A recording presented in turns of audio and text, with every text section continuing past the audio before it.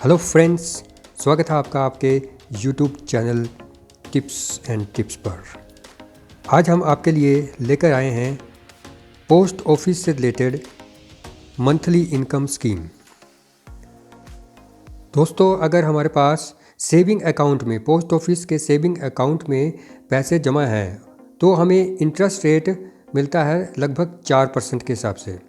लेकिन ये जो मंथली इनकम स्कीम है, इसके तहत हम 6.6% यानी कि 6.6% के हिसाब से इंटरेस्ट का बेनिफिट ले सकते हैं।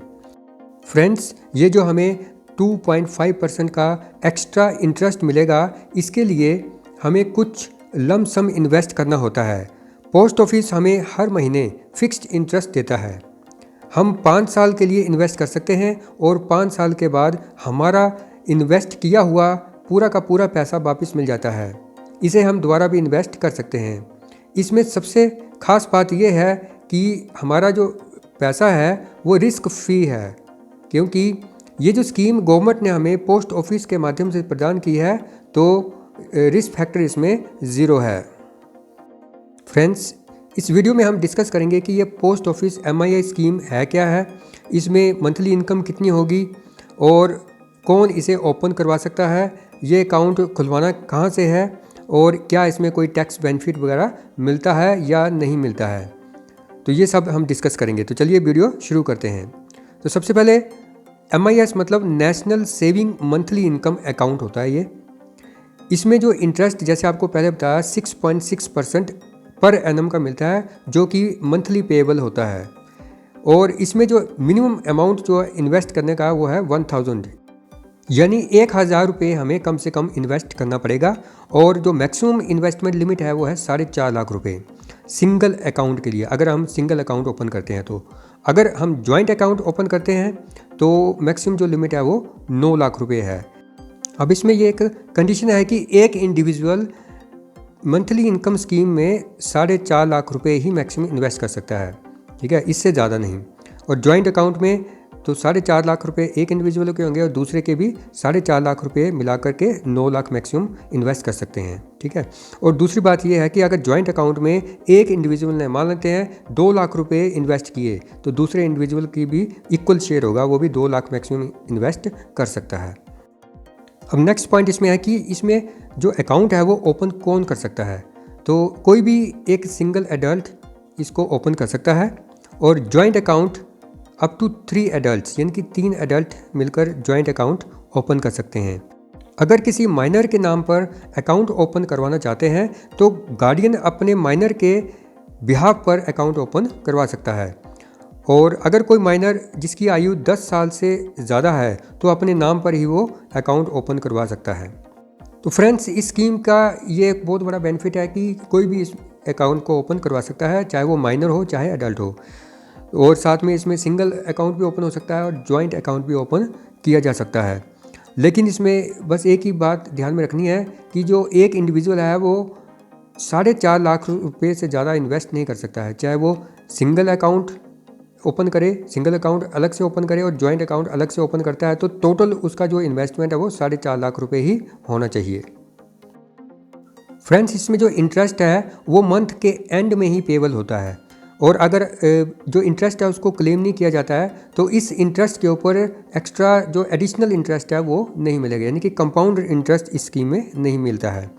और दूसरी बात यह है कि अगर हमने at the time of opening of the account, यानी कि जो स्कीम है, इस स्कीम को जब हम शुरू करते हैं तो अब अगर हमने ऑप्शन दिया है कि हमारे सेविंग अकाउंट में क्रेडिट किया जाए तो वो सेविंग अकाउंट में जाएगा, और अगर आपने किसी बैंक अकाउंट नंबर दिया है तो उस बैंक के अकाउंट में क्रेडिट हो जाएगा, ये ऑटो क्रेडिट हो जाता है, ठीक है।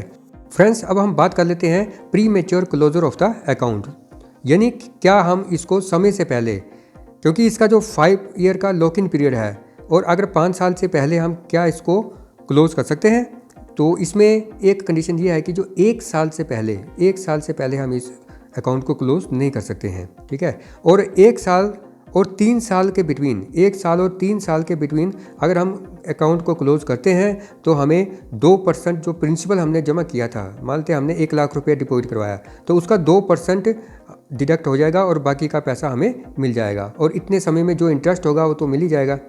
और अगर 3 और 5 साल के बिटवीन हमें ज़रूरत पड़ती है पैसे की और हम इस पैसे को विड्रॉ करते हैं तो हमें प्रिंसिपल का 1% एज ए फ़ाइन हमें देना पड़ेगा। और 1% जो भी हमारा अमाउंट हमने डिपॉजिट करवाया है उसका 1% डिडक्ट हो जाएगा और बाकी का पैसा हमें वापस मिल जाएगा। और इतने समय से, इससे पहले जो इंटरेस्ट होगा वो तो हमें मिलना ही है। अब फ्रेंड्स मैच्योरिटी की बात करते हैं। अकाउंट 5 साल की एक्सपायरी के बाद जब 5 साल का पीरियड ख़त्म हो जाएगा तो इस अकाउंट को क्लोज़ कर सकते हैं और हम चाहें तो इसको एक्सटेंड भी कर सकते हैं।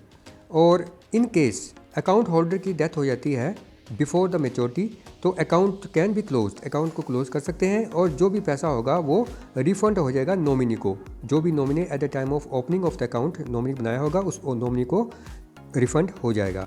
और जो इंटरेस्ट है वो इंटरेस्ट प्रीसीडिंग मंथ, यानी कि जिस मंथ में अकाउंट क्लोज हुआ उससे पहले वाले मंथ तक इंटरेस्ट मिल जाएगा, क्योंकि इंटरेस्ट जो होता है कैलकुलेट किया जाता है at the end of the month. तो अगर हम किसी मंथ के बीच में इसको क्लोज करते हैं तो उस मंथ का जो बीच में, अगर 15 तारीख को हमने अकाउंट को क्लोज करवाया तो 15 तारीख तक हमें इंटरेस्ट नहीं मिलेगा, उससे पहले मंथ तक इंटरेस्ट मिल जाएगा।